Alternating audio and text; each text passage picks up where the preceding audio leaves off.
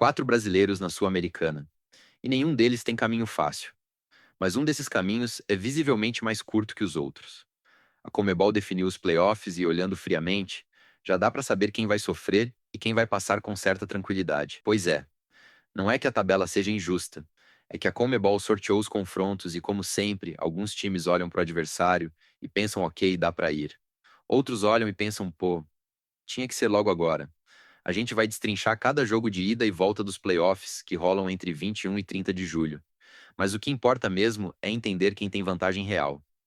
E quem pode estar pagando o preço de uma escolha feita lá atrás, no primeiro semestre. Por quê? Espera. Nem todo mundo chegou aqui do mesmo jeito.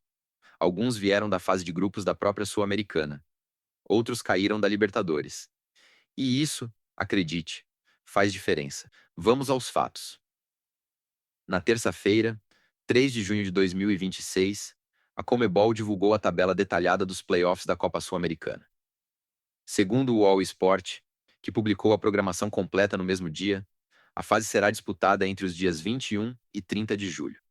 São 8 confrontos no total, ida e volta, envolvendo clubes brasileiros, argentinos, chilenos, venezuelanos, uruguaios, peruanos e bolivianos. Ou seja, metade do continente representado.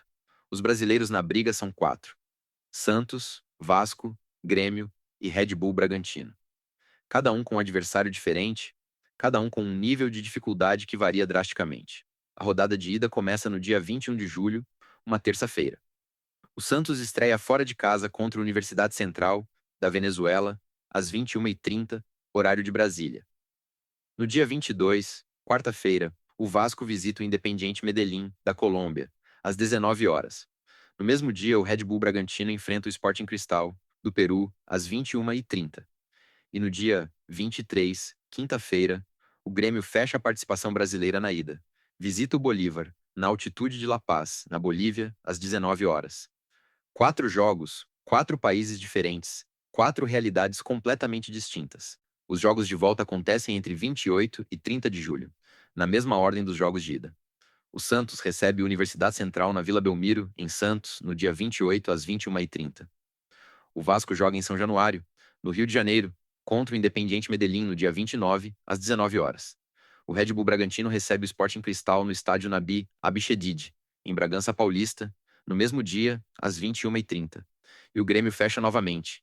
Enfrenta o Bolívar na Arena do Grêmio, em Porto Alegre, no dia 30, às 19 horas. Agora, preste atenção no que todo mundo ignorou. O Santos e o Bragantino enfrentam times venezuelano e peruano, que, com todo o respeito, não são exatamente as potências do continente. O Vasco pega um Independiente Medellín que, segundo o UOL, já eliminou times brasileiros em competições recentes. O clube colombiano tem histórico de eliminar brasileiros em mata-matas. Mas o Grêmio tem que ir até La Paz jogar contra o Bolívar, a 3.600 metros de altitude. Isso não é só futebol, é um desafio fisiológico. E aí vem o dado que o UOL não destacou, mas que todo torcedor gremista já sabe na pele.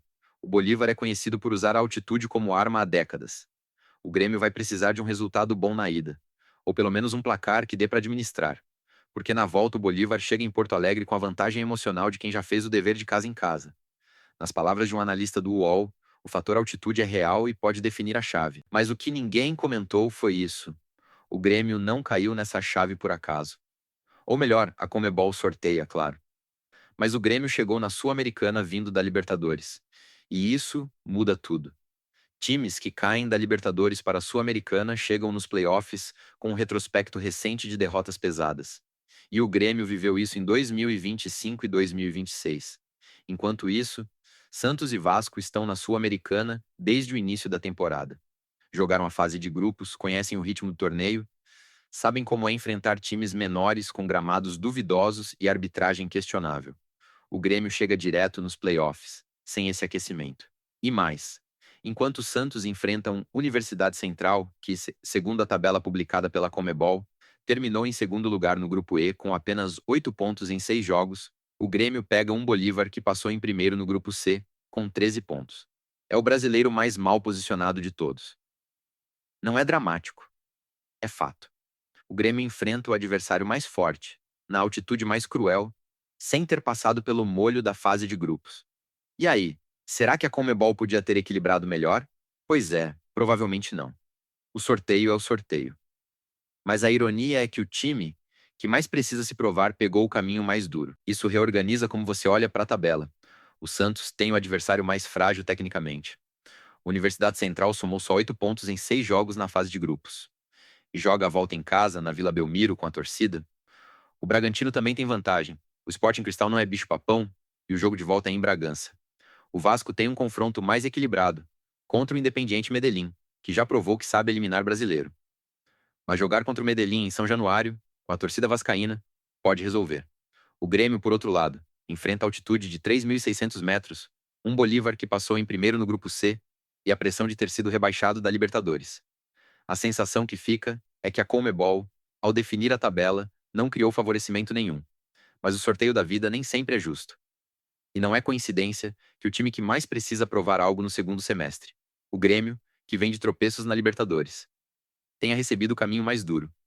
Pois é, futebol tem dessas ironias. E isso muda como você vê a Sul-Americana desde agora.